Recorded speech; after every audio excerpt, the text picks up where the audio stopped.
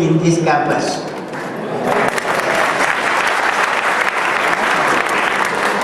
And second time I will come to see Maha Swamiji in his presence. I am going to give you some talk. The topic I have selected, what can I give? What can I give leads to happy family? What can I give? What can I give leads to happy family? Okay? The topic is okay? Yes. Topic okay? Yes. If you say yes only, I will go ahead. Okay. Now I would like to greet respected His Holiness Jagadguru Sri Sivaratri Desigendra Mahaswamigal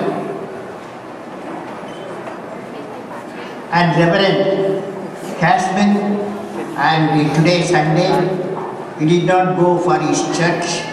He has come here directly. We would like to thank him.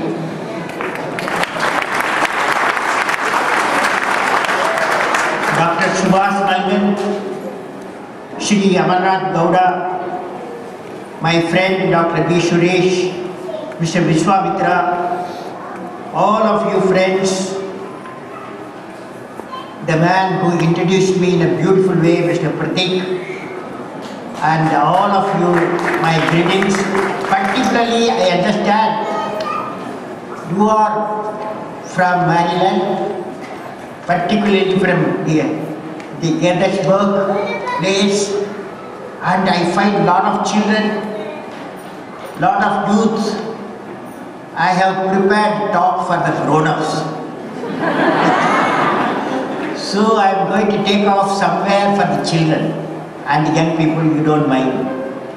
I am really delighted to address the JSS community in Maryland. My greetings to the JSS members, students, professionals, JSS alumni and their families and their children particularly, and all the participating Indian and American community members. I landed in Chicago on 23rd May after 14 hours of travel, and then reached Minneapolis after 2 hours of travel, and visited Sri Venkateshwara temple and met large number of students and Indian community members of Minneapolis. Later, I had a banquet dinner addressed to the Indian community members on the topic, the evolution of a happy, prosperous and peaceful societies and building a better world. This is the topic I talked to them, about 1,000 people in the evening. The next day, I visited Santiago to attend the International Space Development Conference 2013 on space solar power mission, where I delivered a keynote address, Space Solar Power, Key to Livable Planet Earth. Yesterday, I landed Maryland and interacted with the Indian community members at Virginia. And today, I am with you, I am with JSS community. My greetings to all of you. Dear friends and children, whenever I think of JSS mission, my visit to Suntur and Suntur Mahaswamiji comes to my mind. Sri Suntur Veera Saiva Mahasana Mat can most aptly be described as an active, ongoing movement to uphold the cause of social and economic justice based on spiritual values and ideals. The Mat's activities in Suntur has spread far beyond the small region in the banks of the river Kapila in Karnataka to touch the lives of millions going beyond the boundaries of India, even to the distant shores of Western nations. I feel great tradition, a divine tradition of more than 1,000 years of engulfing the institution and the lap of knowledge radiating in the form of education institution, spiritual institution, and above all, creation of great human being. A new biggest hospital in Asia is going to come another few months' time in Mysore. I am sure, I am impressed with the philosophies, tolerance, and love to all living beings, and work as a means of worship. The Veera Shaiva faith has been instrumental in bringing about reforms of tremendous social significance and envisioned by Sri Basaveshwara, a social religious reformer of the 21st century. With this spiritual background, the JSS campuses radiate learning with spiritual way of life and integrated way. During the last 8 decades, Suntur has carried forward a message of Adi Guru and are engaged in a number of societal missions for improving the quality of life of the rural people through education and healthcare. Today I have witnessed for the last 1 decade. Today when I am here, a scene of Suntur in Mysore appears in front of me, where in rural location appears in front of me, where in the rural, His Holiness Jagat Guru Sri Sivaratri Deshigendra Baswamigal invited me to inaugurate JSS High School, which gives today free education, including food, shelter and Medicare to over 5,000 children up to 10+2 belonging to rural area. The Manch today has grown as a center of learning that guides more than 350 institutions of medical, educational and social institutions spread over in Karnataka, Tamil Nadu, Uttar Pradesh and abroad. Hence, I would like to share my thoughts on the topic, what can I do leads to happy family. That's how I'm starting, okay? Now friends, what can I do for you? Friends, when see number of students here, lot of young people in front of me, professional and family members, I want to share one thought with all of you. Every one of us has come through various phases of education from childhood to profession. I visualize a scene, you can also with me, I visualize a scene, a child, a teenager, an adult, and the leader are appearing before me. A child, a teenager, an adult, and the leader are appearing before me. You are all here. How does each one react to a particular situation? The situation is human need. The situation is the human need. The child asks, what can you do for me? Child asks, what can you do for me? The teenager asks, I want to do it alone, leave me. The young person proclaims, let us do it together. Watch what I am saying. The leader offers, what can I do for you? What can I do for you? So, the teachers, the JSS spiritual mission have got a tremendous responsibility to transform a child into a leader. That transformation of what can you do for me? What can you do for me to what can I do for you? That will demand a teacher to be a visionary with an inspiring capacity. And the teacher has to ensure the teachers impart learning to the children in such a way as to bring out the best in them. For this, he or she has to be a good teacher himself or herself. JSS mission is indeed imbibe the quality of what can I do for you, what can I do for you.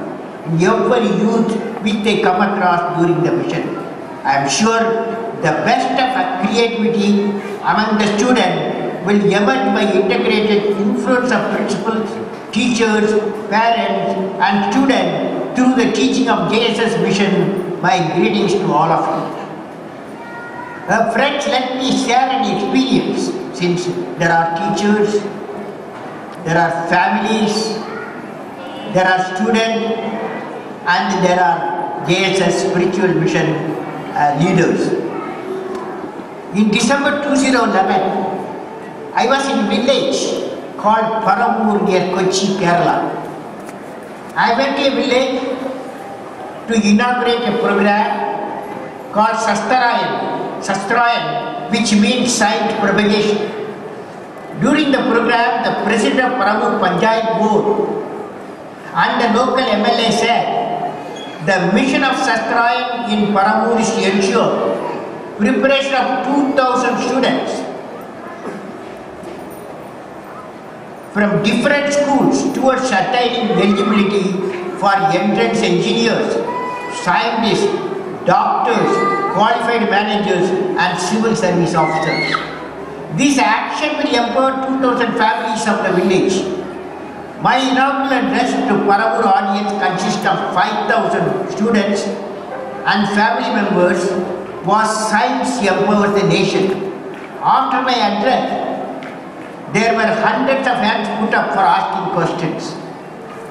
Due to limited availability of time, I selected 12 students to ask me questions. I would like to share with you 2 questions of concern asked by the students. One 10th class girl asked me, Mr. Kalam, next year I have to take a subject for my specialization. You know, in 10 plus 1 you have to take a subject in India. I have to take the subject for specialization. I love psychology. The girl says, I love psychology. My parents say no to the subject. My parents say no to the subject. They want me to take the subject that will enable me to enter a professional course. What should be my answer? She asked me, tell me Kalam, what should I do? I like a subject. My parents say no. Your solution? Now I told the girl, you know, parents are always right.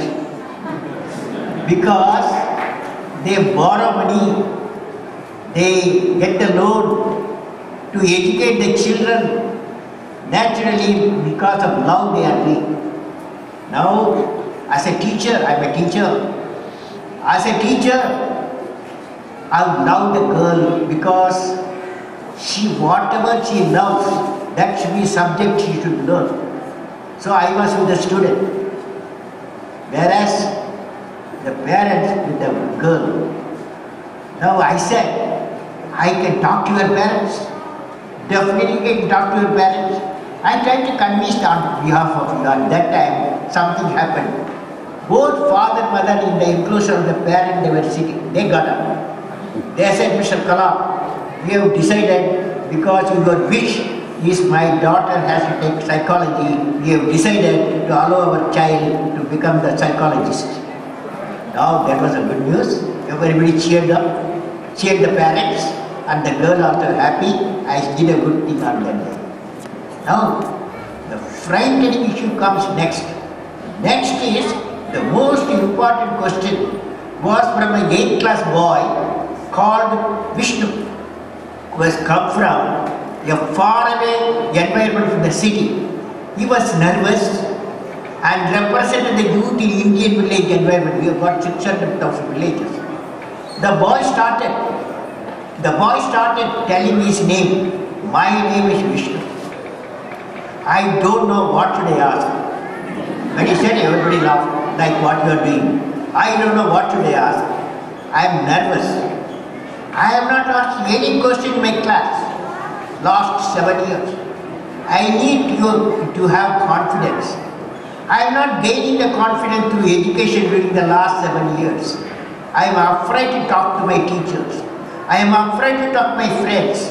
Whenever I talk, I compare myself with other students. Please tell me, Mr. Kalam, how can I become a unique person which you just now explained? I want to become a marine engineer. I want to travel in the ship. I want to be the captain of the ship. I want to build an engine for the ship. Will I be able to do all this, Mr. Kalam? How can I achieve this mission? What should I do? It's a fantastic question. A village boy, what can I do? What shall I do? A nervous boy, he has put such a focused question. It is true for millions and millions of rural boys and girls in India. When the boy completed the question, the whole audience of 5,000 people and dignitaries in the dais, including Chief Minister, of Kerala were looking at me, what Kalam is going to say for such a shivering question. I thought of it. I want to break the silence. I said, my dear Vishnu, you have put the most difficult question so far I have received from millions on millions of students whom I have met. Vishnu, I value your question. I also consider you are echoing the question of the millions of rural students of India. Then slowly I gained the confidence to answer. Let us both recite a beautiful ancient poem named I Will Fly, I Will Fly. I slowly started telling the poem. The boy also started repeating the poem with me. What the boy repeated, what the poem recited. Will you recite with me, young fellows? Yes. Will you recite with me? Yes. Young fellows, and also you feel young also. Good. Okay. Will you repeat? Yes. Name of the poem, I Will Fly. Name of the poem? I will fly. I am. You have not taken food for 2 days. I am born with potential. I am born with goodness and trust. I am born with ideas and dreams. I am born with greatness. I am born with confidence. I am born with wings. I am born with wings. So I am not meant for crawling because I have wings. I will fly. I will fly. I will fly.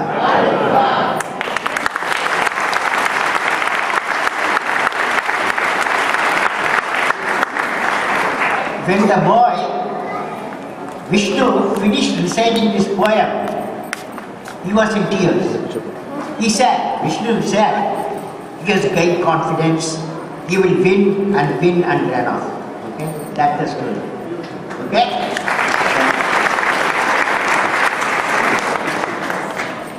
Friends, when I see number of entrepreneurs, you're all entrepreneurs? When you have entrepreneurs, lift your hand and lift your hand, entrepreneurs, officials, entrepreneurs, lift your hand boldly, lift your hand. When I see number of entrepreneurs and industries from JSS meet, spiritual meet here, I would like to share with you a noble action of two human beings I experienced. One is a Christian missionary father, and the other is an industrialist, about whom I came to know while inaugurating a dialysis center at the Kidney Federation of India at Thrissur, Kerala. First personality is Reverend Father Davis Chittermal from Pellancheri, Kerala. Father Davis donated one of his kidneys to an electrician, Sri Gopinathan, after he